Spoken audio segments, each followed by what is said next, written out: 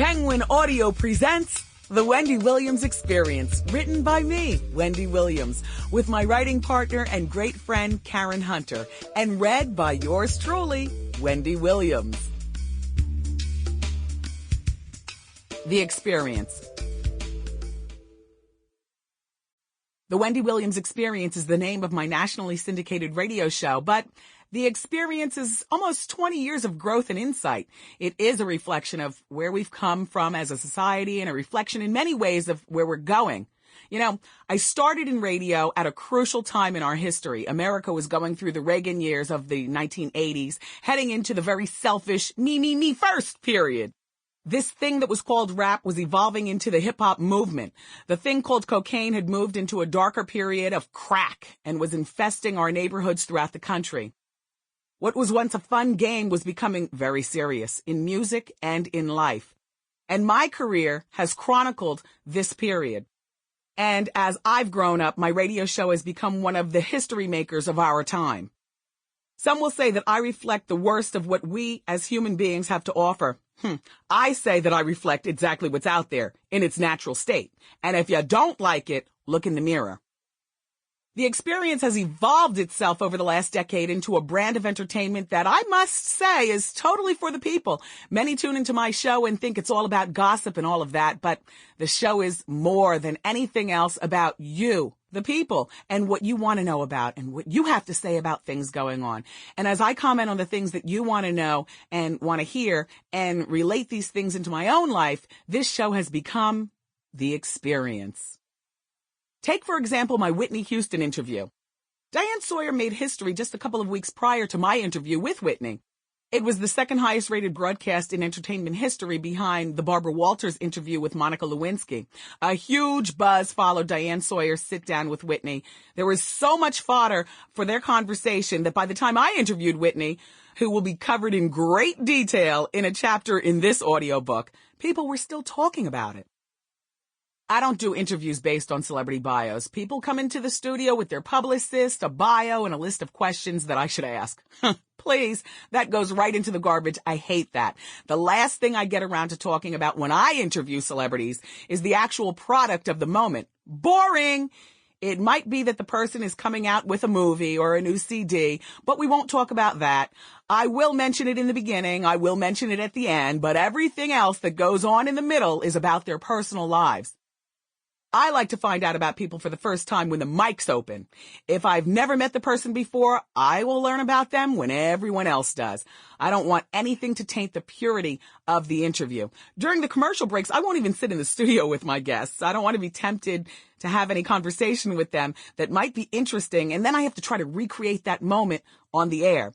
So in order not to waste one drop of entertainment, I'll send my guest into the other room with their publicist or whoever they came to the studio with, and I'll bring them back when the break is over. That formula has worked well for me over the years.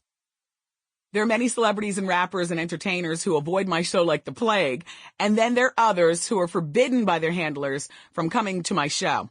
Babs from DeBan, for instance, who was featured on MTV's Making of DeBan, wanted to come to my show in the worst way to get things off her chest.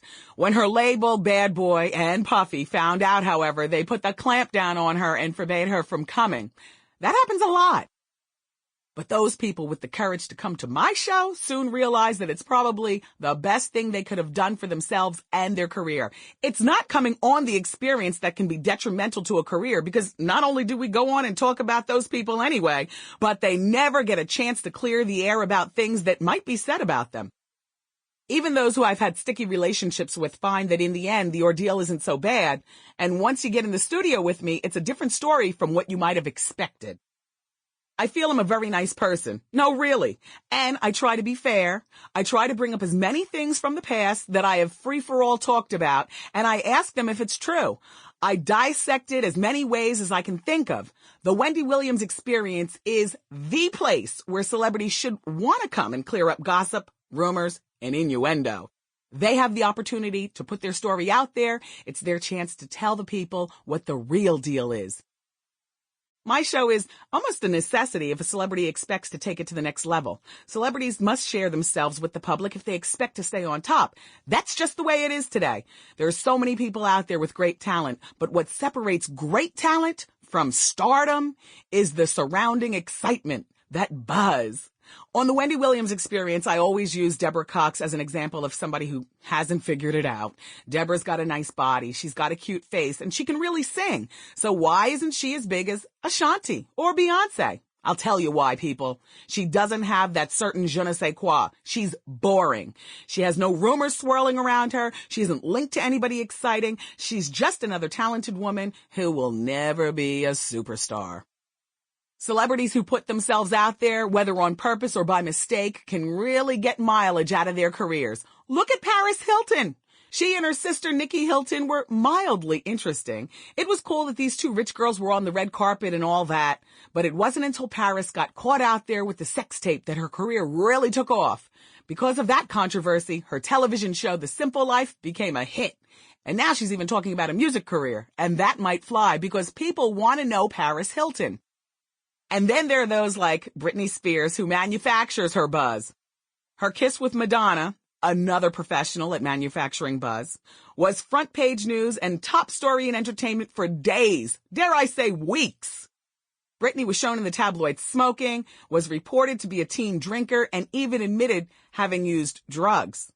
And I believe all of this has helped her stay on top. Her last album wasn't selling as well as the previous ones, so what does she do? She gets that quickie marriage in Vegas. That marriage cost her more than $500,000 in payoffs to the groom for the annulment. But how many more albums did she sell? Britney figured out that controversy sells, and it does. So celebrities should thank me for keeping their names out there because shows like mine help their careers. I can't remember the first time I started doing celebrity interviews the way I do them now.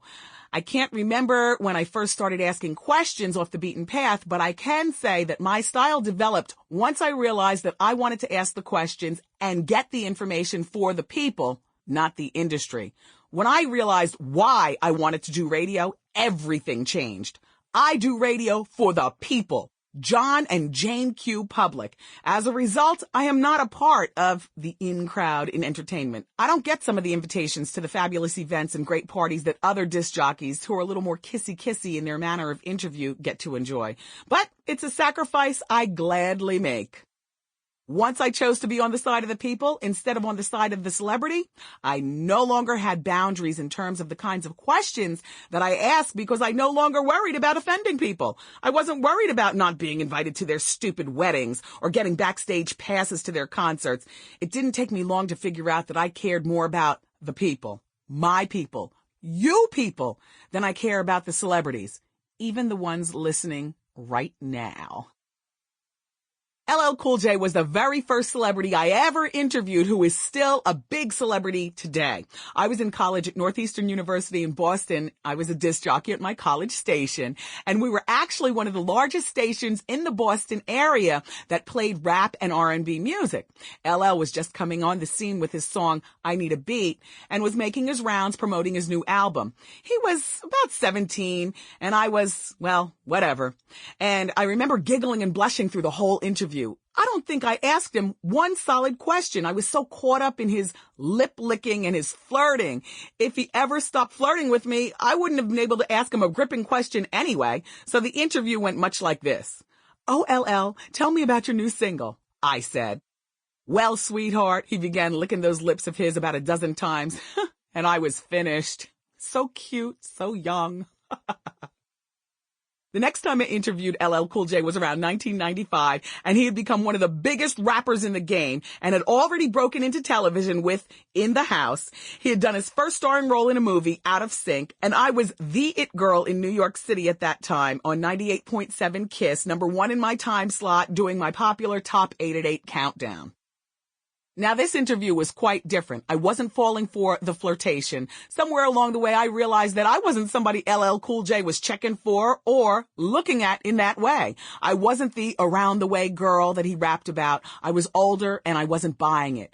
Don't try to slay me with your lip licking, I was saying to myself. I can see through that. You like small girls, not girls like me. Let's just say it was quite a different interview. He was seasoned. I was seasoned. He came in guarded, and I was throwing questions that went way beyond, yeah, what's the next single off your album? Well, Sample complete. Ready to continue?